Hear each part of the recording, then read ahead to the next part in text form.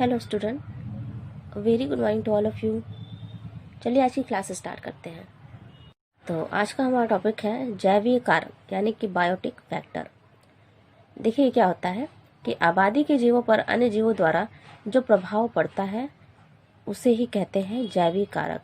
मतलब एक आबादी में जितने जीव रह रहे हैं, ठीक है, उनका अन्य जीवों के द्वारा जो प्रभाव पड़ता है, उनके आवास पर, उनके रहन सहन, उनके भोजन इत्यादि कारकों पर जो प्रभाव पड़ता है उसे कहते हैं जैविक कारक। ठीक है, जैसे कि देखते हैं कि प्रमुख जैविक क्रियाएं जैसे कि वृद्धि, जनन, पोषण आदि किसी जाति के व्यष्टि यानी कि जीवों की पूरी संख्या को कहते हैं, है ना। तो व्यष्टियों के बीच अंतराजातीय पारस्परिक क्रियाओं तथा विभिन्न जातियों के व्यष्टियों के बीच अंतरजातीय पारस्परिक क्रियाओं के आपसी संबंध पर आधारित रहती है। देखिए यहाँ पे दो टर्म्स हैं, अंतराजाती और अंतरजाती। तो अंतराजाती यानी कि एक ही जीवों के बीच पारस्परिक क्रियाएं जो होती हैं, ठीक है, तो उनका जब अध्ययन करेंगे तो उसे हम कहेंगे अंतराजाती। और जब विभिन्न प्रकार के जीवों के आपसी संबंधों पर जब हम अध्ययन करेंगे, विभिन्न प्रकार के जीवों का आपसी संबंध का जब अध्ययन किया जाता है तो उसे हम कहेंगे अंतरजातीय। ठीक है, एक ही जाति जब रहेगी तो कहेंगे अंतराजाती, और विभिन्न भिन्न जातियां जब रहेंगी तो कहेंगे अंतरजाति। ठीक है, चलिए नेक्स्ट है वनस्पति तथा जंतुओं के पारस्परिक संबंध। तो पौधे और जंतु एक दूसरे को किस प्रकार से प्रभावित करते हैं उसका अध्ययन हम इस हेडिंग के अंतर्गत करेंगे, है ना। जैसे कि किसी भी पारतंत्र की अगर बात की जाए तो किसी पारतंत्र में उत्पादक क्या होता है, पौधा होता है, और उपभोक्ता क्या होता है, जंतु, है ना। तो उत्पादक तथा उपभोक्ता के बीच आपसी संबंधों का उस क्षेत्र की आबादी पर सीधा प्रभाव पड़ता है। ठीक है, अगर उस क्षेत्र में उत्पादक यानी कि पौधों की संख्या बढ़ जाए तो भी उसका प्रभाव पड़ेगा उपभोक्ता पर, है ना, और उपभोक्ता की संख्या बढ़ जाए तो भी उत्पादक पर प्रभाव पड़ेगा। ठीक है, जैसे किसी स्थान पर उत्पादक यानी कि पौधों की संख्या अगर बढ़ रही है तो उसको खाने वाले जंतु जो है शाकाहारी जंतु है ना, तो उनकी भी आबादी मेंटेन रहेगी, क्योंकि उनको भोजन जो है बहुतायत मिलेगा। ठीक है, भोजन की कमी तो होगी नहीं। जैसे कि कुछ शाकाहारी जंतु होते हैं, भेड़, बकरी, ऊँट हो गया, है ना, वो सब कहाँ निर्भर करते हैं, किस पर, पौधों पर निर्भर करते हैं, पौधों की पत्तियाँ, शाखाएँ, ये सब खाते हैं। कुछ जंतु होते हैं जैसे कि खरगोश, गिलहरी, ये सब क्या करते हैं, पौधों के बीजों को खाते हैं, है ना। तो इस तरह से क्या करते हैं ये कि उनको कटाई छटाई का काम करते रहते हैं, साथ ही बीज वगैरह खा जाते हैं जब पौधों का, तो उससे क्या होता है कि पौधों की आबादी में संतुलन बना रहता है। तो इस प्रकार से ये प्रभावित करते हैं जंतु पौधों को, है ना। कुछ कीट होते हैं, जैसे परागण वाला जो चैप्टर हमने पढ़ रहे थे तो उसमें हमने देखा था ना कि एक कीट होता है, वो एक फूल से दूसरे फूल पे मंडराता है, जिससे क्या होता है कि फूलों के परागकण उसके मतलब कीट के पैरों पर और उसके पंखों पर चिपक जाते हैं। जब वो एक फूल से दूसरे फूल पे जाता है तो वो जो परागकण होते हैं दूसरे फूल तक पहुंच जाते हैं, है ना। तो इस प्रकार से क्रॉस पॉलिनेशन की प्रक्रिया होती है।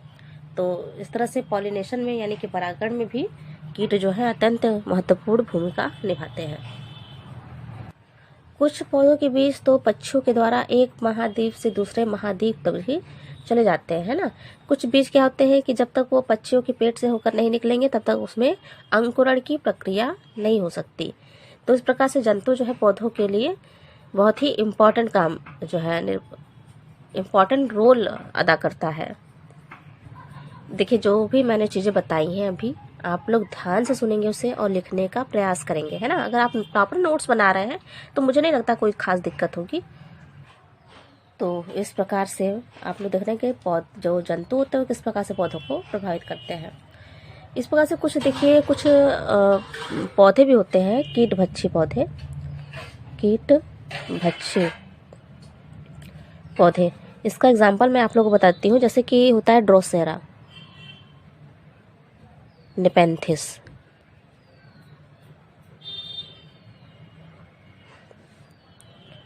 ठीक है। नेपेंथिस यानी कि घटपर्णी इसको बोलते हैं।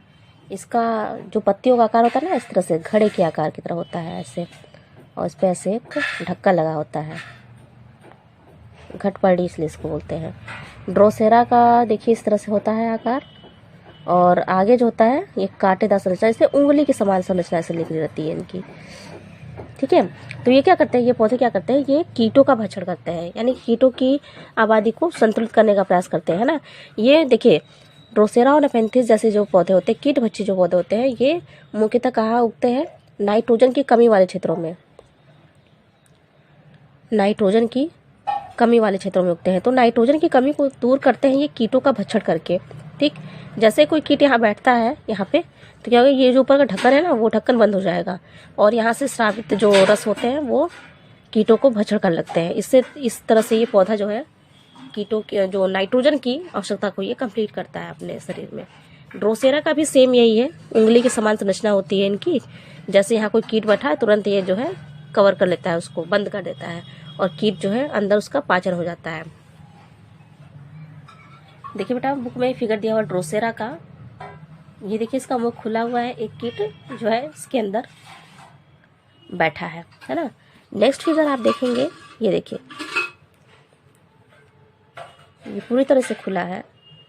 फिर नेक्स्ट देखिए, जैसे कीट पहुंच गया तो तुरंत ये बंद हो गया, उंगली किस तरह संरचना है इसका, इसको बोलते हैं वीनस फ्लाई ट्रैप, ठीक है। तो ये पूरी तरह से कवर कर लेता है इसको।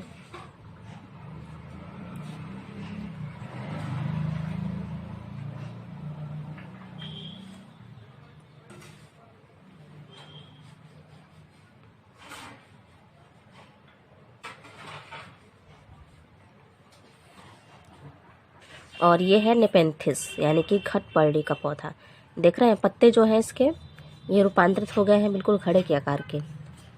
यहाँ ये देखिए, इसमें लगता है कि घड़ा बंधा है, लेकिन ये पत्ता ही है जो इस तरह से राउंड शेप हो गया है घड़े के आकार का।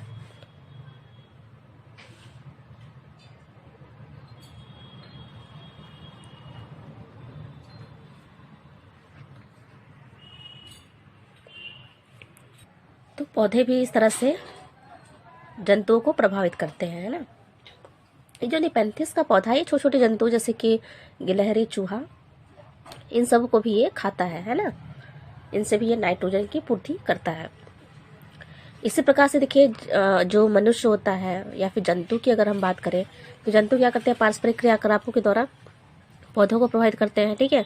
अपने लाभ के अनुकूल जो है उस तरह के वो वनस्पति को उगाएंगे जिससे उन्हें ज़्यादा उपज प्राप्त हो, ठीक है। जैसे फसल है या फिर फल देने वाले जो पौधे हैं, फलदार वृक्ष हैं, उनको ये उगाएंगे, और जिनसे उनको कोई लाभ नहीं है उसको वो क्या करते हैं, नहीं उगाते हैं, है ना।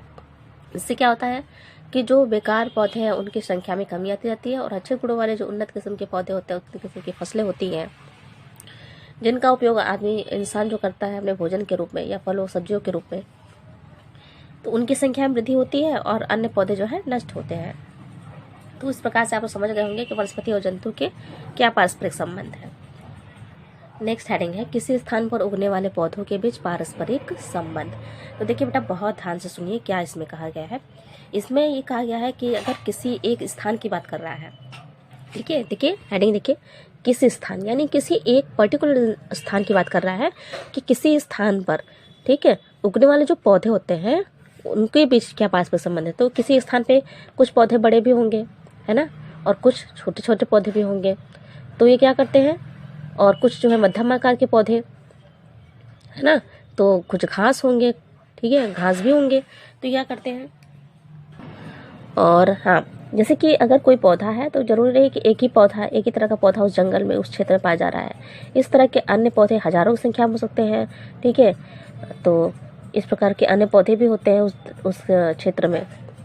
तो ये क्या करता है कि अपने समान जाति, जो अपने समान जाति का पौधा है उसके साथ, ठीक है, इसके अलावा अन्य जो जाति के सदस्य हैं उनके साथ स्पर्धा करता है, कंपटीशन करता है। किसके लिए कंपटीशन करेगा, जल, प्रकाश, खनिज तत्वों के, ठीक है, खनिज तत्वों के लिए ये कंपटीशन करते हैं कि मैं सबसे ज़्यादा जो है प्रकाश का क्षेत्र जो है, एरिया जो है कवर करूं, और अधिक जल का एरिया कवर करूं, और खनिज तत्व भी मुझे ज़्यादा मिले। इस तरीके से ये सभी पौधे जो है आपस में कंपटीशन करते हैं आपस में इनका अन्य जातियों के पौधों के साथ भी कंपटीशन होता है, साथ ही अपने ही जाति के पौधों के बीच भी कंपटीशन लगा रहता है। जिससे क्या होता है, जो स्पर्धा होती है कंपटीशन, तो इससे क्या होता है, पौधों की संख्या में वृद्धि होती है। और जो दूसरा पौधा है जिसको कम प्रकाश मिलता है, कम जल होता है, कम खनिज तत्व मिलते हैं, वो क्या कहते हैं, उसकी संख्या में कमी आती है ना। और देखिए जो बड़े पौधे होते हैं ये अधिक प्रकाश का दोहन करते हैं, अधिक प्रकाश इनको मिलता है, इनकी जो है जड़ें लंबी लंबी होती हैं, तो ये पृथ्वी में नीचे तक जाती है और अधिक वाटर जो है लेवल को ये कंट्रोल करती है। लेकिन जो छोटे पौधे और घास होते हैं तो इनको क्या होता है, इनको प्रकाश कम मिलेगा, इनको पानी की समस्या भी होती है, इनको पानी भी नहीं मिलता है। लेकिन जब आंधी वगैरह आता है तो आंधी से भी ये बड़े पौधे होते हैं छोटे पौधों को बचाते हैं। ठीक है, तो इस प्रकार ये पारस्परिक संबंध जो है दर्शाते हैं। इसके कई प्रकार हैं, देख लेते हैं कौन कौन से। जिसमें पहला है कंठलता यानी कि लायंस। देखिए कंठलता, लताएं समझ रहे हैं, यानी कि कोई एक पौधा है, उसमें जो है पास से ही कोई अन्य पौधा जो उगा, ठीक है, जो कि उसका तना मजबूत नहीं है, तो क्या करेगा यो, इस पौधे से अपने सहारा लेकर वो ऊपर बढ़ता जाएगा। ठीक है, तो इसे बोलते हैं कंठलता टाइप का पौधा। सहारा केवल लेता है, ये किसी तरह से भी इस पौधे को नुकसान नहीं करता। ये इसका अपना मतलब सूर्य से प्रकाश जो है ये अपना लेता है, अपने सूर्य के प्रकाश से ये भोजन बनाता है और खुद ही वृद्धि करता है। इस पौधे को ये बिल्कुल भी हानि नहीं पहुंचाता है, केवल सहारा लेना इसका काम है। तो ये उदाहरण है किसका, सहभोजिता का। कंठलता किसका उदाहरण है, सहभोजिता। देखिए ये आगे टर्म्स आ रहे हैं, सहभोजिता और परजीवी, इस तरह से जो है आगे अभी आपको पढ़ने को मिलेगा, तो वहाँ पे आप और अच्छे से समझ सकेंगे। हाँ ठीक है, इसको क्या बोलते हैं इंग्लिश में, कॉमनसेलिज्म।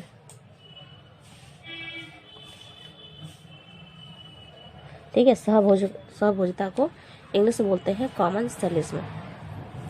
कंठलता समझ में आया ना, कि पौधा जो है मुख्य पौधे को बिल्कुल भी हानि नहीं पहुंचाएगा, केवल जो उससे सहारा लेने का कार्य करता है और सूर्य के प्रकाश में अपना भोजन स्वयं बनाने का कार्य करता है ना। फिर नेक्स्ट है अधिपादप यानी कि एपीफाइट्स। तो देखिए बेटा, अधिपादप जो है एपीफाइट, इसके अंतर्गत आते हैं ऑर्किडेसी कुल के पौधे। ये भी देखिए सेम वही काम करता है, दूसरे पौधे पर ही उगेगा, है ना। यहाँ जो है, यहाँ ये उगना शुरू करेंगे, लेकिन इस पौधे से ये सहारा ही केवल लेते हैं, उगने के लिए केवल सहारा लेते हैं। ठीक, ये जो है इसका उपयोग भोजन और वाटर लेने के लिए नहीं करते हैं, ये अपना भोजन स्वयं बनाते हैं, ऑर्किडेसी कुल के पौधे। देखिए ये है आर्किड का, ठीक है, फिगर देख रहे हैं आप लोग, चित्र। एपीफाइट्स होता है आर्किड का, ठीक है, जड़ निकल रही है, लेकिन ये जो है, जो जिस पौधे पर उगा है उससे ये वाटर और खनिज नहीं लेता है, ना ही भोजन प्राप्त होता है। ये अपना भोजन कहाँ से प्राप्त करता है, सूर्य के प्रकाश द्वारा स्वयं ही। लेकिन ये केवल सहारा ले रहा है इस पौधे का, ठीक है, जिस ये तने पर उग रहा है उसका केवल ये सहारा ही लेता है, अन्य कोई भी चीज़ ये नहीं प्राप्त करता है।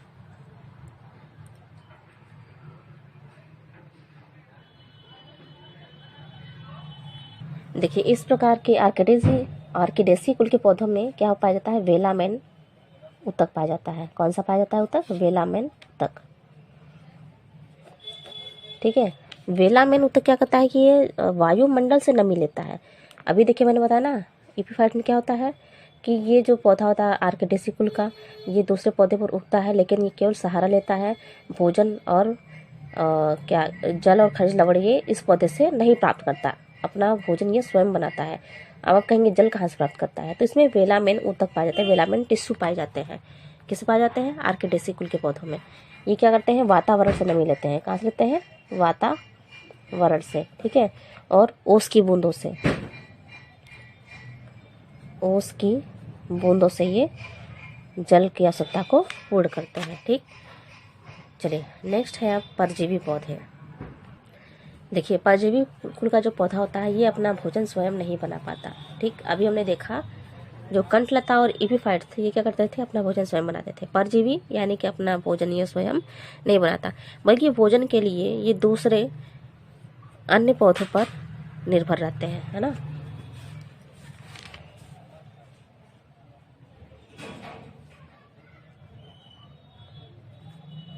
स्वयं नहीं बना पाता, ठीक है। भोजन के लिए अन्य पौधों पर निर्भर, ओके। तो ये कैरेक्टर होता है परजीवी पौधों का। देखिए, परजीवी पौधे दो प्रकार के होते हैं। पूर्ण परजीवी पौधे, टोटल पैरासाइट, एक, और एक होता है अपूर्ण परजीवी यानी कि पार्शियल पैरासाइट। तो पूर्ण परजीवी पौधे भी दो प्रकार से विभाजित है। पूर्ण स्तंभ परजीवी, स्तंभ यानी कि स्टेम, टोटल स्टेम पैरासाइट, और दूसरा होता है पूर्ण मूल परजीवी यानी टोटल रूट पैरासाइट। देखिए, ये जो होता है टोटल स्टेम पैरासाइट, इसमें क्या होता है कि जो परजीवी पौधा होता है वो मुख्य पौधे से जल और खनिज लवण प्राप्त करता है ना। मुख्य पौधे से क्या करता है, जाइलम और फ्लोएम में प्रवेश कर जाता है और भोजन और खनिज लवण का ये अवशोषण करता है। तो इसका उदाहरण क्या है, अमरबेल। अमरबेल को इंग्लिश में बोलते हैं कसकुटा। तो देखिए, यहाँ इस तरह से एग्जाम्पल पूछा जाता है ना कि कसकुटा किस तरह का पौधा होता है। तो कसकुटा होता है पूर्ण स्टेम पैरासाइट या टोटल स्टेम पैरासाइट, पूर्ण स्तंभ परजीवी टाइप का पौधा होता है। पूर्ण स्तंभ परजीवी यानी तने के जाइलम और फ्लोएम से, जाइलम और फ्लोएम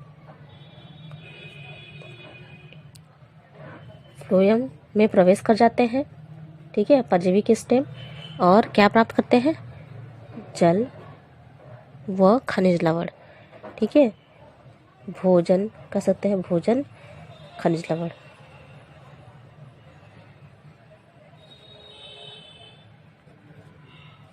और एग्जाम्पल मैंने बताया है अभी, अमरबेल होता है कसकुटा। दूसरा देखिए पूर्ण मूल परजीवी। पूर्ण मूल परजीवी यानी कि ऐसा परजीवी पौधा जो दूसरे पौधे की जड़ों से भोजन प्राप्त करता है ना। क्या करता है, दूसरे पौधों के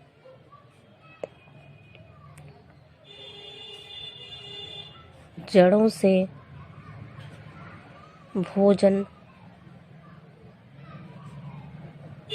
प्राप्त करना, ओके। तो इसका एग्जाम्पल होता है जैसे कि रफलेसिया। जैसे कौन सा एग्जाम्पल है, रफलेसिया।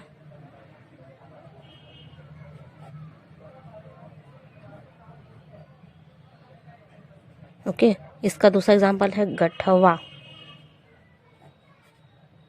और इंगुदी भी बोलते हैं, नहीं गठवा को बोलते हैं ओरो पेंची। और एक और पौधा है इंगुदी, इसको बोलते हैं इंगुदी, ठीक। तो देखिए बेटा, बोर्ड एग्जाम में आप लोग से यहाँ से इस तरह से क्वेश्चन पूछ जाते हैं। अति लघु में पूछा जा सकता है कि पूर्ण स्तंभ परजीवी क्या होता है, या फिर पूर्ण मूल परजीवी पौधा क्या होता है ना। या फिर बहुविकल्पी में ही पूछ लेगा कि पूर्ण मूल परजीवी का एग्जाम्पल कौन सा है, तो रेफ्लेसिया है ना। तो या परजीविता किस होते हैं, उचित उदाहरणों के द्वारा स्पष्ट करें परजीविता क्या होती है, पौधों में परजीविता किस प्रकार से पाई जाती है। तो आप जो है परजीवी का बताएंगे कि परजीवी पौधे ऐसे पौधे होते हैं जो अपने भोजन और आवास के लिए, ठीक है, जल के लिए दूसरे पौधों पर निर्भर करते हैं। अपना भोजन आवास ये सब जो है दूसरे पौधों से प्राप्त करते हैं। और ये भी परजीवी पौधे कितने प्रकार होते हैं, दो प्रकार के होते हैं, पूर्ण परजीवी और अपूर्ण परजीवी। पूर्ण परजीवी अभी हमने देखा, पूर्ण परजीवी भी दो प्रकार के होते हैं, पूर्ण स्तंभ परजीवी, पूर्ण मूल परजीवी। पूर्ण स्तंभ यानी कि टोटल स्टेम पैरासाइट, यानी कि जो दूसरा पौधा होगा वो जो मुख्य पौधा होगा उससे अपना भोजन जाइलम फ्लोएम के द्वारा प्राप्त करेगा, ठीक है।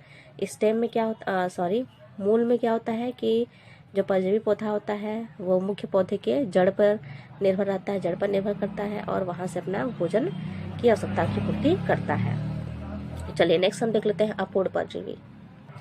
अपूर्ण परजीवी यानी कि ऐसे पौधे जो अपने भोजन के लिए क्या करते हैं, केवल कुछ पदार्थों का ही अवशोषण करते हैं। ऐसे पौधे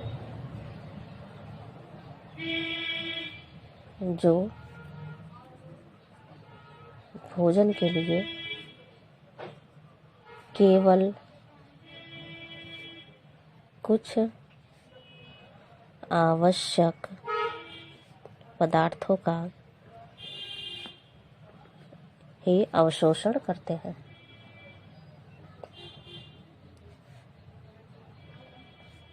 ठीक है, तो ये भी दो प्रकार का होता है, अपूर्ण स्तंभ परजीवी पार्शियल स्टेम पैरासाइट, और दूसरा होता है अपूर्ण मूल परजीवी पार्शियल रूट पैरासाइट। तो देखिए, जो होता है अपूर्ण स्तंभ परजीवी, इसमें क्या होता है कि ये पौधे दूसरे पौधे के तने पर उगकर केवल उनसे जल और खनिज लवण ही प्राप्त करते हैं। ठीक है, दूसरे पौधे से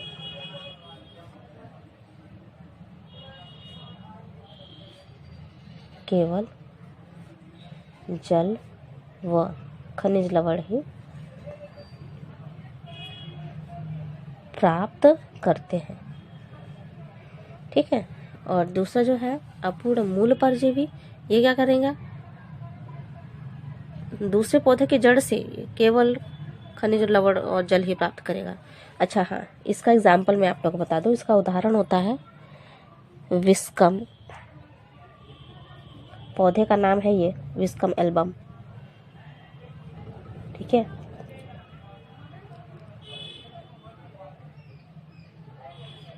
ठीक है, ये इसका एग्जाम्पल है विस्कम एल्बम, अपूर्ण स्तंभ परजीवी का। अपूर्ण मूल परजीवी यानी कि जड़ों से प्राप्त करते हैं ये दूसरे पौधों की।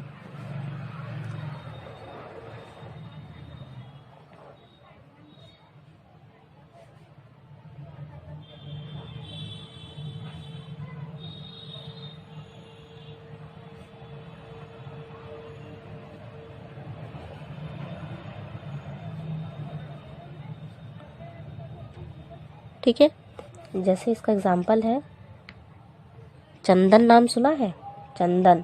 ठीक है, इसका बॉटनिकल नेम होता है सेंटेलम एल्बम,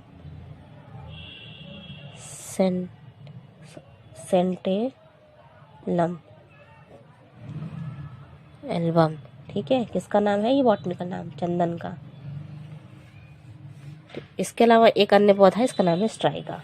चंदन और स्ट्राइगा किस तरह का पौधा है, अपूर्ण मूल परजीवी पौधा है। नेक्स्ट हेडिंग है, देखिए सहजीवी पौधे यानी सिम्बायोटिक प्लांट्स। तो ऐसे पौधे जो दूसरे पौधों पर उगते हैं लेकिन परस्पर एक दूसरे को ये लाभ पहुंचाते हैं, है ना।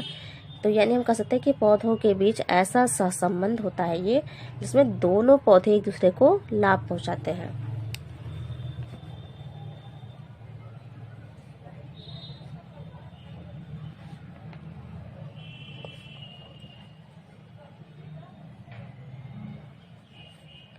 जिसमें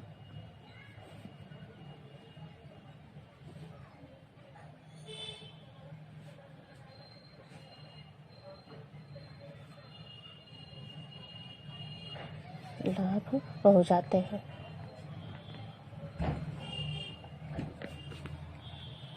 तो इसका एग्जाम्पल कौन सा है सहजीवी का, जैसे होता है लाइकेन। ठीक, पौधों में जो पौधा नहीं, बरसात में सीजन में आप देखेंगे तो दीवार पर हरी हरी सी संरचना आपको दिखाई देती होगी, है ना। तो जो हरी हरी संरचना होती है बरसात के सीजन में मेनली दिखाई देती है, तो उसे बोलते हैं लाइकेन। तो लाइकेन कोई एक पौधा नहीं है, लाइकेन जो है दो पौधों के बीच पाया जाने वाला सहसंबंध होता है। तो लाइकेन के अंतर्गत आते हैं शैवाल और साथ ही कवक। ठीक, यानी कि शैवाल और कवक मिल जाते हैं तो उससे क्या बनता है, लाइकेन बनता है। जिसमें कि शैवाल क्या करता है, ग्रीन प्लांट है तो क्या करेगा, प्रकाश संश्लेषण की क्रिया द्वारा भोजन का निर्माण करता है।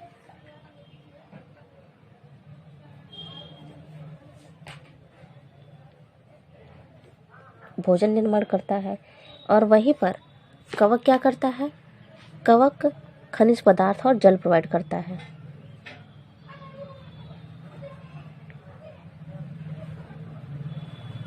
जल उपलब्ध कराता है। ठीक है, तो इस प्रकार से ये दोनों एक दूसरे को, जैसे सवाल है तो सवाल कवक को क्या कर देगा, भोजन दे देगा, और कवक क्या करेगा, कवक खनिज पदार्थ देगा सवाल को और जल उपलब्ध कराएगा।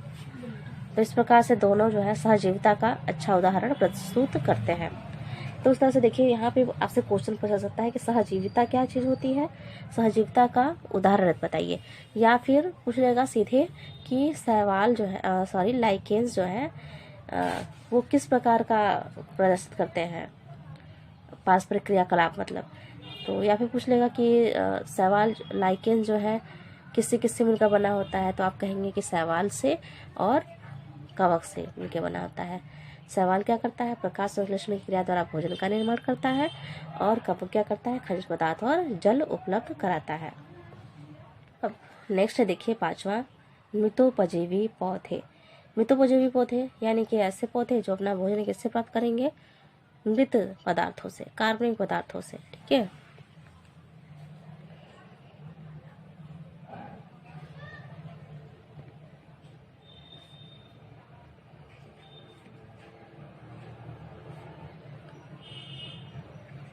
अपना भोजन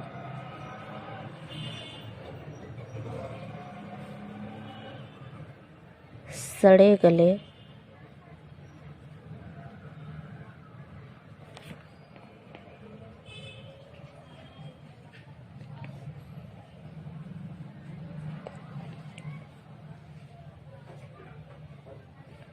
प्राप्त करते हैं। ठीक है, मृत कार्बनिक पदार्थों से अपना भोजन ये प्राप्त करते हैं, इसलिए इनको कहा गया मृतोपजीवी पौधा। तो इसका एग्जाम्पल है मोनोट्रोपा।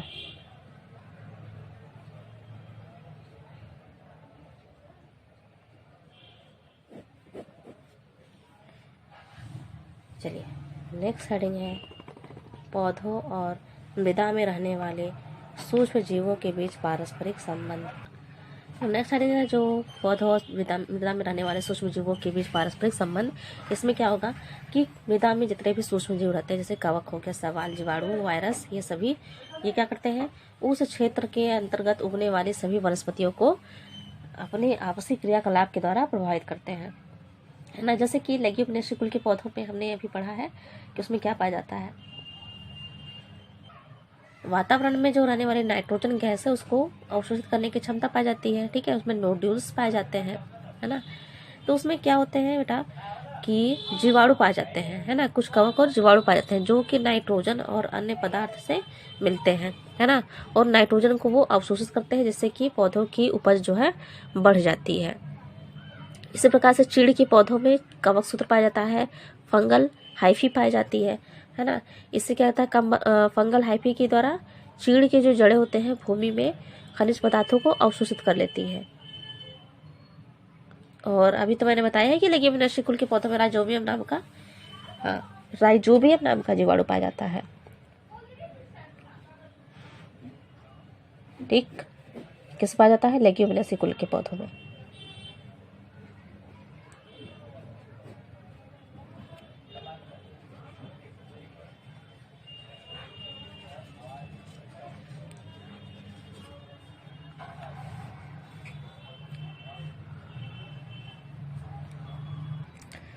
नेक्स्ट हेडिंग है समष्टि यानी कि पॉपुलेशन, है ना।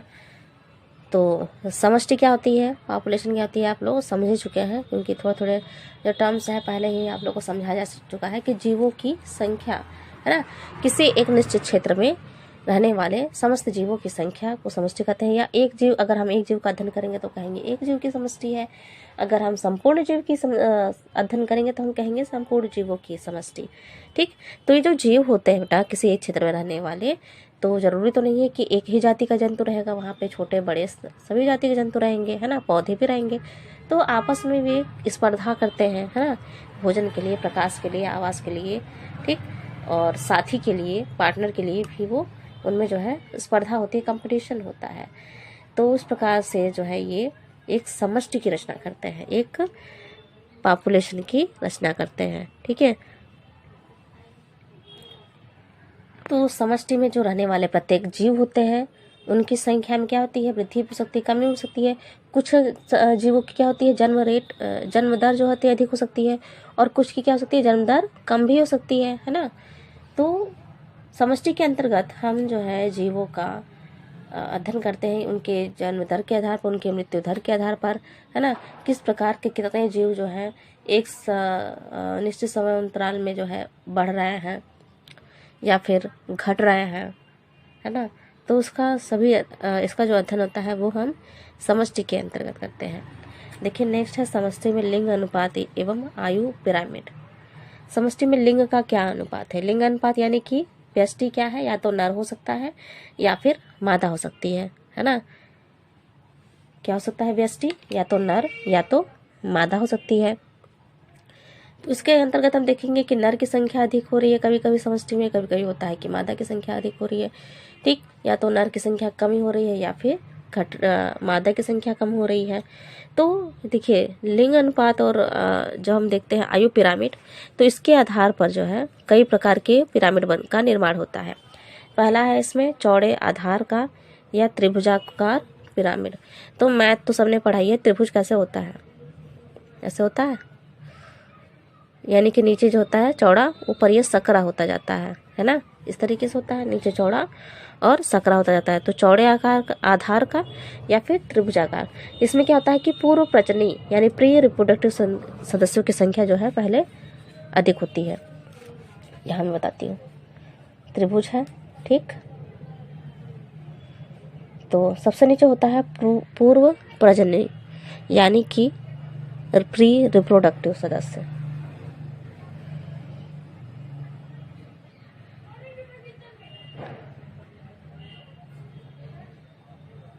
प्री रिप्रोडक्टिव यानी कि सबसे ज़्यादा संख्या जो है वो है चौड़े आधार में। चौड़े आधार में हम प्री रिप्रोडक्टिव को सबसे नीचे रखेंगे और सबसे ज़्यादा संख्या इन्हीं की होती है। इसके बाद क्या होती है? रिप्रोडक्टिव सदस्य। रिप्रोडक्टिव सदस्य यानी कि बीच वाली जो भाग है,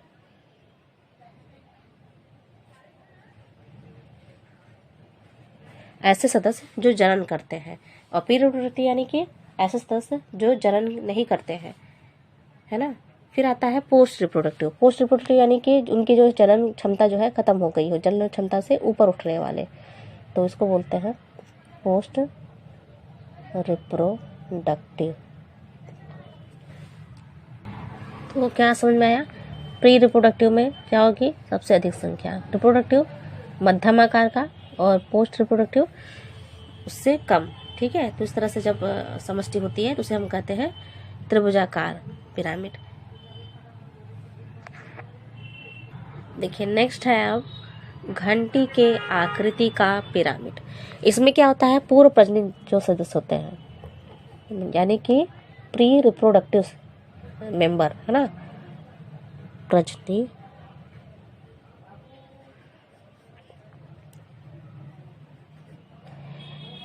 पूर्व प्रजननीय सदस्यों की संख्या, प्रजननीय सदस्यों की संख्या से कुछ ही अधिक होता है, बहुत ज़्यादा अधिक नहीं होता, कुछ ही अधिक होता है।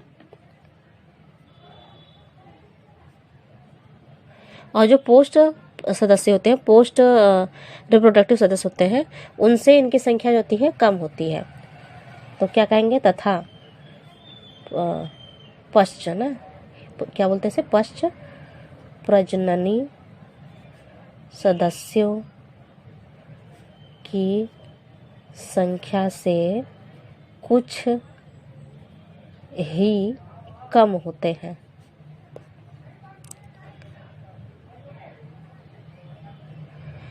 तो जिस प्रकार की आकृति बनती है उसे हम कहते हैं घंटी के आकार की।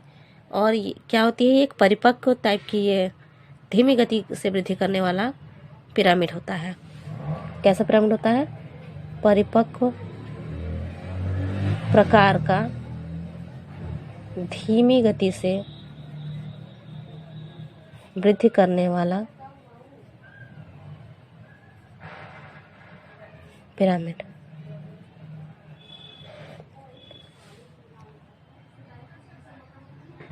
चलिए नेक्स्ट है कुंभाकार पिरामिड, अर्न शेप्ड पिरामिड। कुंभकाकार यानी कि इसमें क्या होती है? पूर्व प्रजननीय सदस्य जो होते हैं उनकी संख्या कम होती है।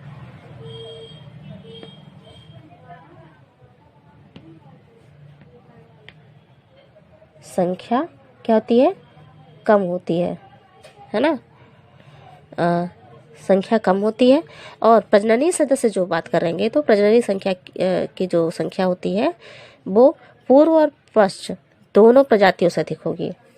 ठीक है, प्रजननी यानी रिप्रोडक्टिव स्टेज में जो भी ऑर्गेनिज्म होते हैं उनकी संख्या की क्या होगी?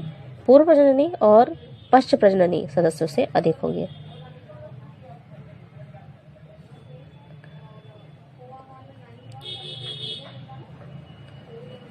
तथा पश्च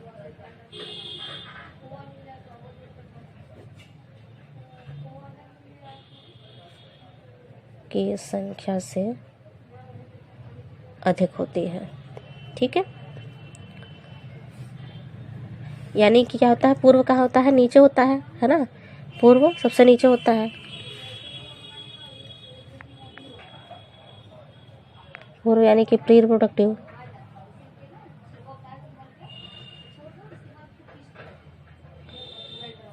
फिर क्या होता है? रिप्रोडक्टिव सदस्य जो होते हैं उनकी संख्या अधिक है।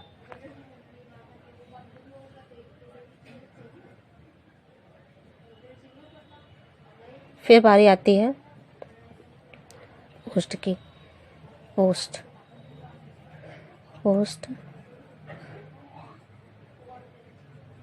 रिप्रोडक्टिव। ठीक है, तो एक से एक जैसे ये क्या किस तरह संरचना बना रहे हैं? एक कुंभ के आकार की संरचना है ना। एक किनारे नीचे सकरा, बीच में मोटा और फिर ऊपर जाके सकरा हो रहा है, फिर मोटा, फिर इस तरीके से इनकी जो है संरचना बनती है। ठीक है, तो अभी तक हमने जितना भी पढ़ा उसे हम रिकॉल कर लेते हैं कि समष्टि, अभी हमने देखा ना कि समष्टि क्या होती है। तो किसी एक निश्चित भौगोलिक क्षेत्र की बात कर लें या फिर किसी एक निश्चित स्थान की बात कर लें तो किसी निश्चित क्षेत्र या स्थान पर रहने वाले समस्त जीव जो है क्या बनाते हैं? एक समष्टि की रचना बनाते हैं। ठीक है, समष्टि का निर्माण करते हैं। समष्टि के अंतर्गत रहने वाले जितने भी जीव होते हैं बेटा वो सभी पारस्परिक क्रियाकलापों के द्वारा एक दूसरे को प्रभावित करते हैं ना। और उनमें जो है भोजन, आवास और साथी को जो है प्राप्त करने के लिए लगातार स्पर्धा होती है ना। तो फिर हम उसके बाद हमने देखा था कि समष्टि में लिंग अनुपात और आयु पिरामिड।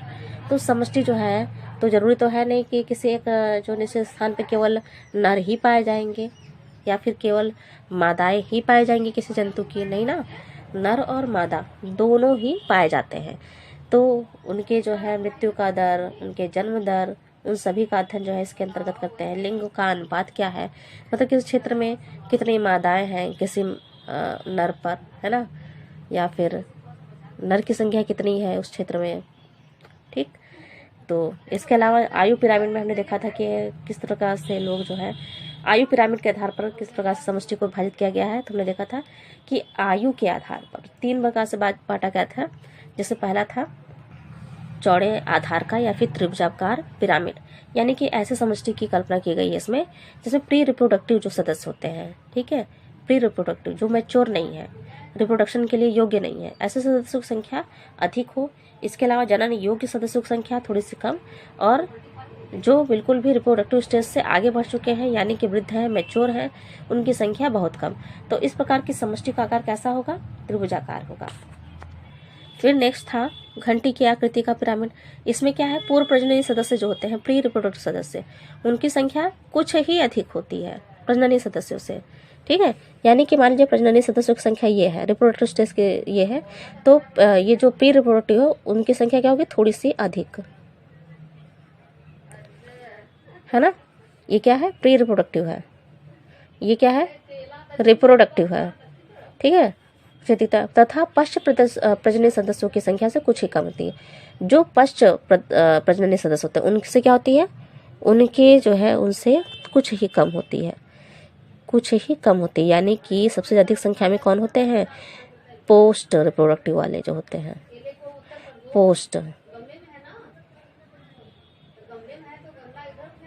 Post reproductive. तो इस प्रकार से संरचना बनाते हैं, यानी कि चौड़ा, फिर किनारे पर सकरा, फिर ऐसे। ठीक, इस तरीके से संरचना इनका बनता है। सॉरी, इस तरह से नहीं होगा, थोड़ा सा, क्योंकि हमने भी देखा ना कि इससे अधिक होता है, यानी कि ये हो गया, कम हो गया, फिर ऐसे, फिर ऐसे, फिर ऐसे, फिर ये बेल शेप्ड, घंटी के आकार की संरचना। ठीक है। कुंभकाकार में हमने देखा था कि पूर्व प्रजननी सदस्यों की संख्या क्या होती है, कम होती है ना, और प्रजननी सदस्यों की संख्या क्या होती है, पूर्व प्रजननी और पश्च प्रजननी दोनों से अधिक होती है। रिप्रोडक्टिव स्टेज में जो भी ऑर्गेनिज्म रहते हैं उनकी संख्या क्या होती है, पोस्ट और प्री दोनों से ही ये अधिक होती है। ठीक है, तो आज के लिए इतना ही रहने देते हैं बेटा, और अगली क्लास में हम इसके आगे पढ़ेंगे। ओके।